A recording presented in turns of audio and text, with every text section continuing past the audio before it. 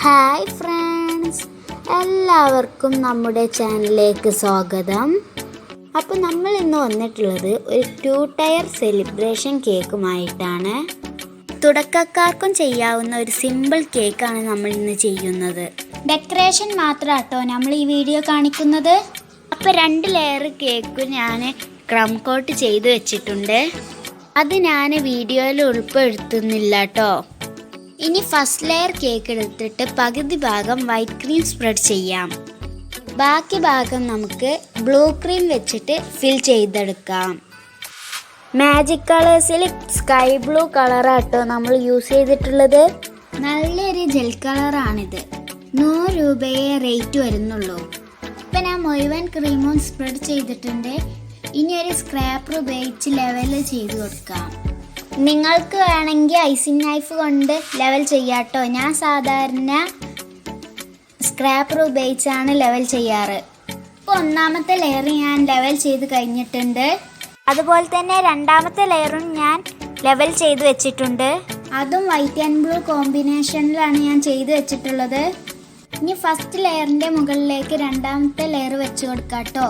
ഒരു icing knife വെച്ചിട്ടാണ് ഞാൻ വെച്ച് കൊടുത്തിട്ടുള്ളത്. നമ്മുടെ കേക്കിന് വലിയ കേടൊന്നും വന്നിട്ടില്ല. ഇനി വന്നാലും പേടിക്കേണ്ടതില്ല. അത് ഐസിങ് നൈഫ് വെച്ചിട്ട് ഒന്ന് ഷേപ്പ് ചെയ്ത് കൊടുത്താൽ മതി. ഇനി ഒരു പൈപ്പിംഗ് ബാഗിൽ ബ്ലൂ കളർ ചേർത്ത വിപ്പിംഗ് ക്രീം എടുത്തിട്ട് പൈപ്പിംഗ് ബാഗിൻ്റെ അറ്റം ഒന്ന് കട്ട് ചെയ്തിട്ട് ബോർഡറായിട്ട് പേൾസ് വെച്ച് കൊടുക്കാം.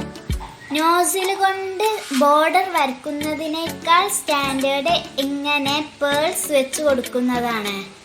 അപ്പോൾ മുകളിലും താഴെയും നമുക്കിതുപോലെ ബോർഡർ വെച്ച് കൊടുക്കാം. ഇങ്ങനെ ബോർഡർ വെച്ച് കൊടുത്തപ്പോൾ തന്നെ നമ്മുടെ കേക്ക് നല്ല ഭംഗിയായിട്ടുണ്ട്. ഇനി കേക്കിലേക്ക് നമുക്ക് കുറച്ച് വൈറ്റ് പേൾസ് ഇട്ട് കൊടുക്കാം. നിങ്ങളുടെ ഇഷ്ടത്തിനനുസരിച്ച് പേൾസ് ഇട്ട് കൊടുക്കാം കേട്ടോ. ഞാൻ ഒരുപാട് പേൾസ് ഇട്ട് കൊടുക്കുന്നില്ല. ഇനി നമുക്ക് കുറച്ച് ഗോൾഡൻ പേൾസ് കൂടി ഇട്ട് കൊടുക്കാം. അപ്പോൾ നമ്മുടെ കേക്ക് ഒന്നുകൂടെ ഉഷാറാവും.